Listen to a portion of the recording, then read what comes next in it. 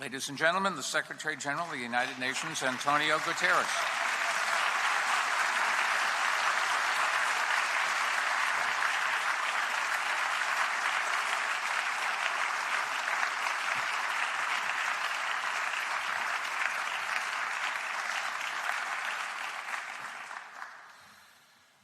Dear friends of the planet, today is World Environment Day. It is also the day that the European Commission's Copernicus Climate Change Service officially reports May 2024 as the hottest May in recorded history. This marks 12 straight months of the hottest months ever. For the past year, every turn of the calendar has turned up the heat. Our planet is trying to tell us something, but we don't seem to be listening. Dear friends, the American Museum of Natural History is the ideal place to make the point. This great museum tells the amazing story of our natural world, of the vast forces that have shaped life on Earth over billions of years. And humanity is just one small blip on the radar. But like the meteor that wiped out the dinosaurs, we are having an outsized impact. In the case of climate, we are not the dinosaurs, we are the meteor. We are not only in danger, we are the danger, but we are also the solution. So, dear friends, we are at a moment of truth. The truth is, almost 10 years since the Paris Agreement was adopted, the target of limiting long-term global warming to 1.5 degrees Celsius is hanging by a thread. The truth is, the world is spewing emissions so fast that by 2030, a far higher temperature rise would be all but guaranteed. Brand new data from leading climate scientists released today show the remaining carbon budget to limit long-term warming to 1.5 degrees is now around 200 billion tons. That is the maximum amount of carbon dioxide that the Earth's atmosphere can take if we are to have a fighting chance of staying within the limit. And the truth is, we are burning through the budget at reckless speed, spewing out around 40 billion tons of carbon dioxide a year. We can all do the math. At this rate, the entire carbon budget will be busted before 2030. The truth is, global emissions need to fall 9% every year until 2030 to keep the 1.5 degree limit alive. But they are heading in the wrong direction. Last year, they rose by 1%. The truth is, we already face incursions into 1.5 degree territory. The World Meteorological Organization reports today that there is an 8% chance the global annual average temperature will exceed the 1.5 degree limit in at least one of the next 5 years. In 2015, the chance of such a breach was near zero. And there is a 50-50 chance that the average temperature for the entire next 5-year period will be 1.5 degrees higher than pre-industrial times. We are playing Russian roulette with our planet. And we need an exit ramp off the highway to climate hell. And the truth is, we have control of the wheel. The 1.5 degree limit is still just about possible. And let's remember, it's a limit for the long term, measured over decades, not months or years.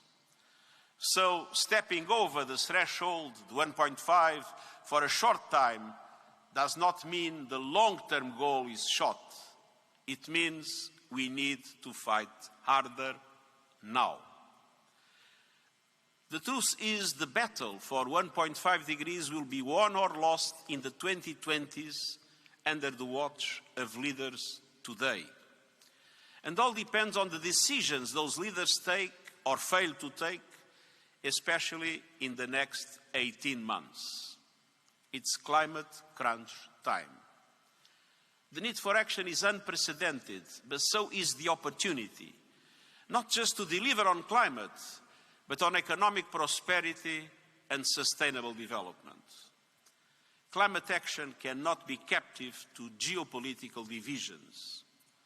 So, as the world meets in Bonn for climate talks and gears up for the G7 and G20 summits, the United Nations General Assembly and COP29, we need maximum ambition, maximum acceleration, maximum cooperation, in a word, maximum action.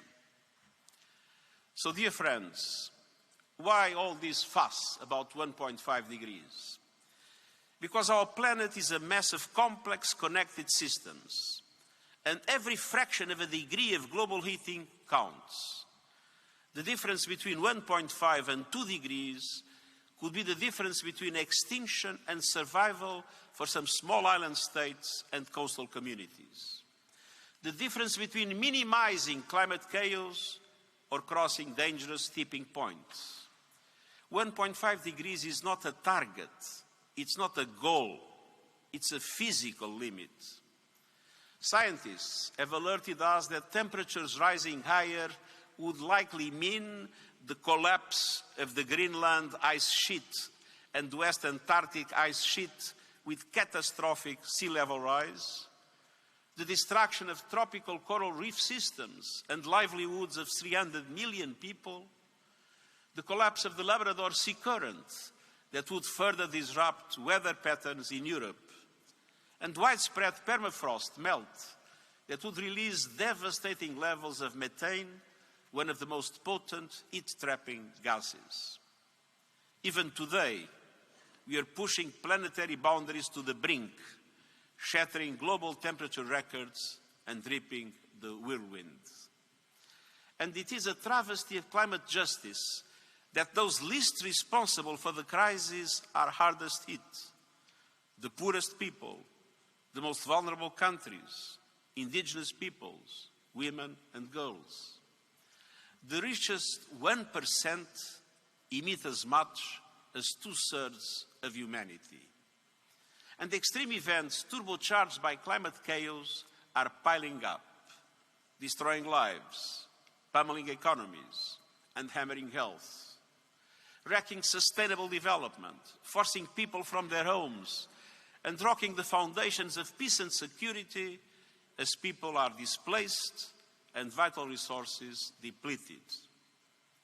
Already this year, a brutal heat wave has baked Asia with record temperatures, shriveling crops, closing schools, and killing people. Cities from New Delhi to Bamako to Mexico City are scorching. Here in the West, savage storms have destroyed communities and lives. We have seen drought disasters declared across Southern Africa, and extreme rains flood the Arabian Peninsula, East Africa, and Brazil. And the mass global coral bleaching caused by unprecedented ocean temperatures soaring past the worst predictions of scientists. The cost of all this chaos is hitting people where it hurts. From supply chains severed to rising prices, mounting food insecurity, and uninsurable homes and businesses. And that bill will keep growing. Even if emissions hit zero tomorrow, a recent study found that climate chaos will still cost at least 38 trillion a year by 2050. Climate change is the mother of all stealth taxes paid by everyday people and vulnerable countries and communities. Meanwhile, the godfathers of climate chaos, the fossil fuel industry, rake in record profits and feast off trillions in taxpayer-funded subsidies. Dear friends, we have what we need to save ourselves. Our forests, our wetlands, and our oceans absorb carbon from the atmosphere.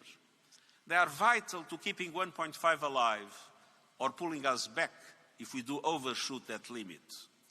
We must protect them. And we have the technologies we need to slash emissions.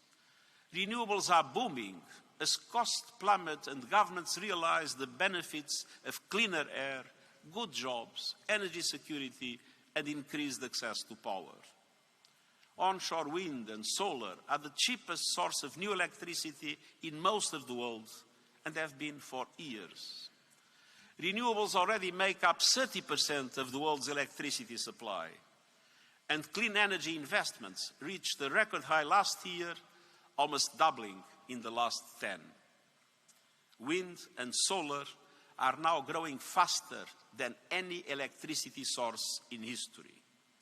And economic logic makes the end of the fossil fuel age inevitable.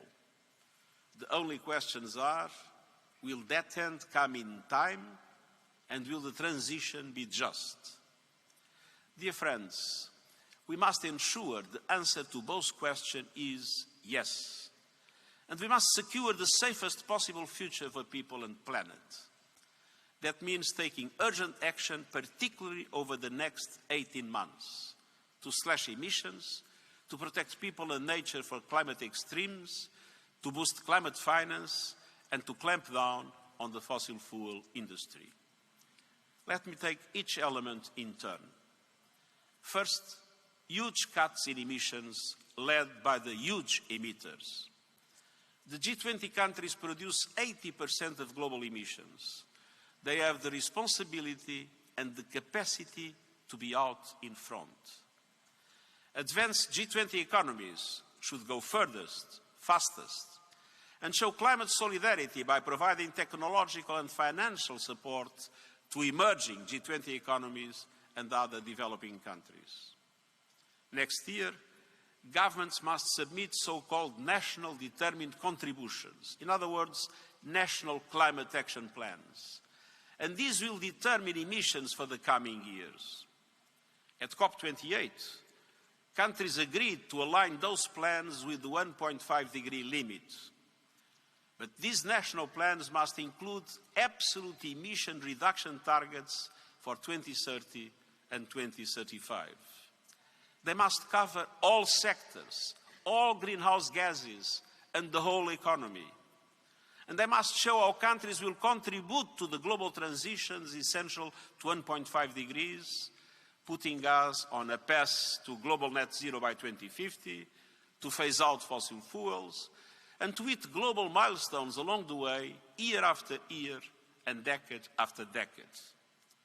That includes, by 2030, contributing to cutting global production and consumption of all fossil fuels by at least 30%, and making good on commitments made at COP28 on ending deforestation, doubling energy efficiency, and tripling renewables.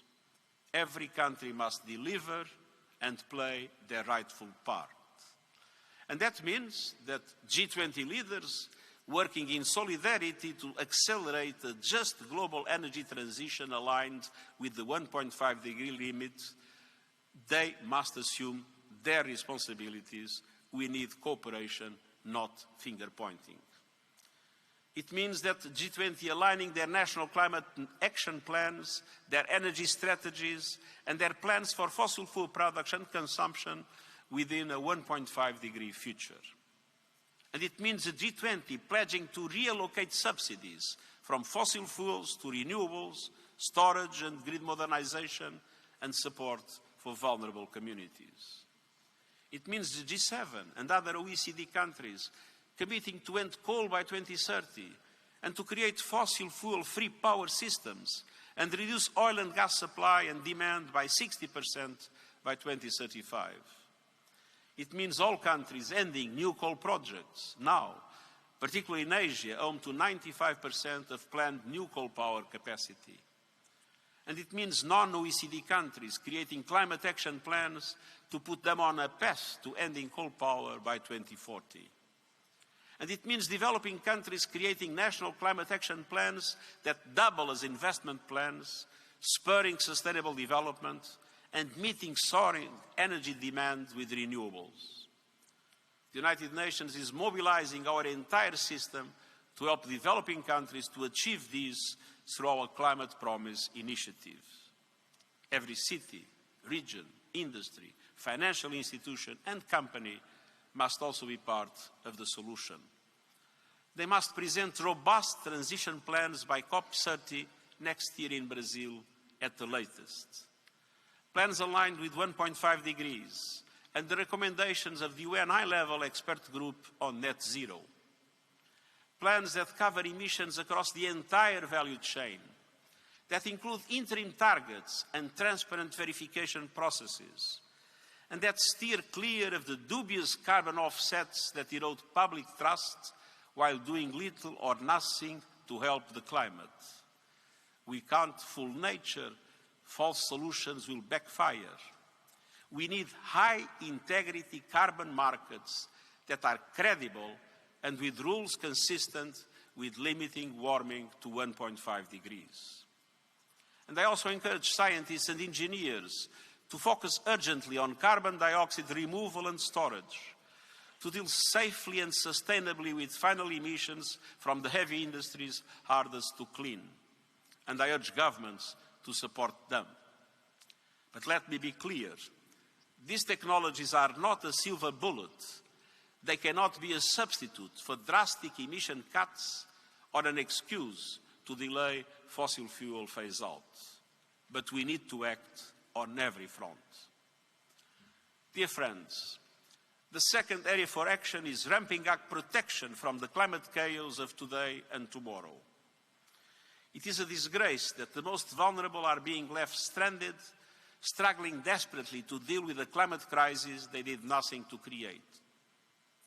We cannot accept a future where the rich are protected in air-conditioned bubbles while the rest of humanity is lashed by lethal weather in unlivable lands. We must safeguard people and economies. Every person on Earth must be protected by an early warning system by 2027. And I urge all partners to boost support for the United Nations Early Warnings for All Action Plan. In April, the G7 launched the Adaptation Accelerator Hub. By COP29, this initiative must be translated into concrete action to support developing countries in creating adaptation investment plans and putting them into practice. And I urge all countries to set up their adaptation investment needs clearly in their new national climate plans. But change on the ground depends on money on the table. For every dollar needed to adapt to extreme weather, only about 5 cents is available. At the first step, all developed countries must honor their commitment to double adaptation finance to at least $40 billion a year by 2025. And they must set out a clear plan to close the adaptation finance gap by COP29 in November. But we also need more fundamental reform. And that leads me on to my third point, finance. Dear friends, if money makes the world go round, today's unequal financial flows are sending us spinning towards disaster. The global financial system must be part of the climate solution. Eye-watering debt repayments are drying up funds for climate action. Extortion-level capital costs are putting renewables virtually out of reach for most developing and emerging economies.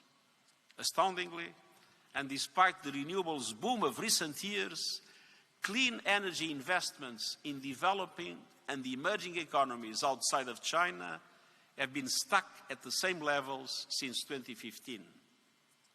Last year, just 15% of new clean energy investments went to emerging markets and developing economies outside China, countries representing nearly 2/3 of the world's population. And Africa was home to less than 1% of last year's renewables installations, despite its wealth of natural resources and vast renewables potential. The International Energy Agency reports that clean energy investments in developing and emerging economies beyond China need to reach up to $1.7 trillion a year by the early 2030s. In short, we need a massive expansion of affordable public and private finance to fuel ambitious new climate plans and deliver clean, affordable energy for all. The September Summit of the Future is an opportunity to push reform of the international financial architecture and action on debt. And I urge countries to take it.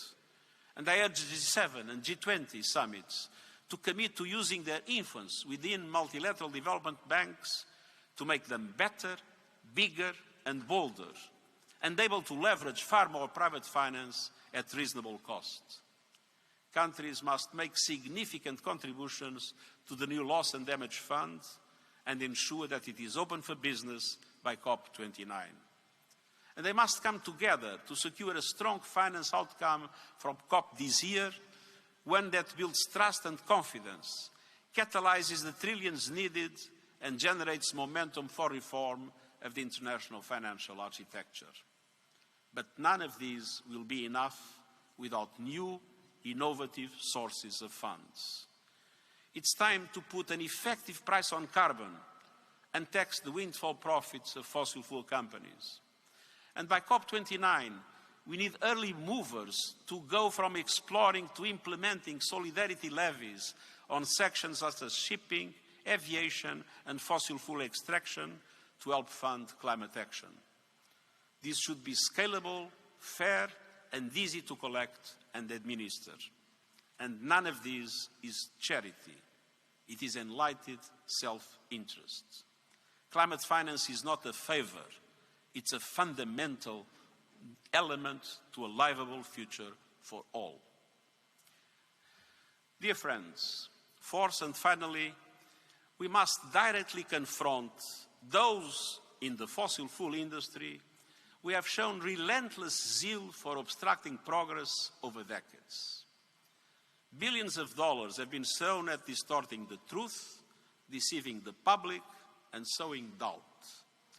And I thank the academics and the activists, the journalists and the whistleblowers who have exposed those tactics, often at great personal and professional risk.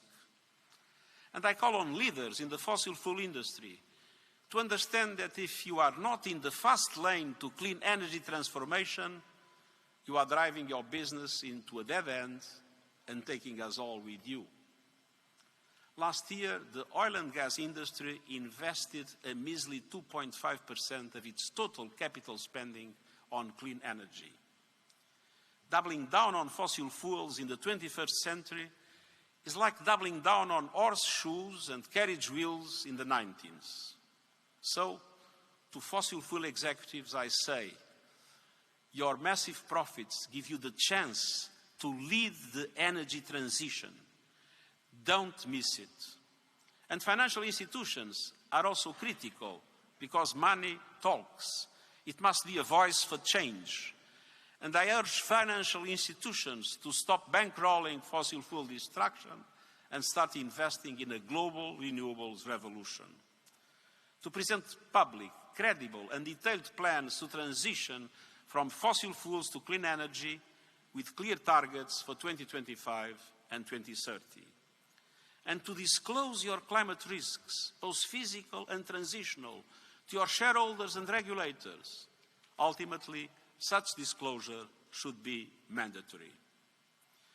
Dear friends, many in the fossil fuel industry have shamelessly greenwashed, even as they have sought to delay climate action with lobbying, legal threats, and massive ad campaigns. And they have been aided and abetted by advertising and PR companies. Mad Men, remember the TV series, Fueling the Madness. I call on these companies to stop acting as enablers of planetary destruction. Stop taking on new fossil fuel clients from today and set out plans to drop your existing ones. Fossil fuels are not only poisoning our planet, they are toxic for your brands. Your sector is full of creative minds who are already mobilizing around this cause. They are gravitating towards companies that are fighting for our planet, not trashing it. And they also call on countries to act. Many governments restrict or prohibit advertising for products that harm human health, like tobacco.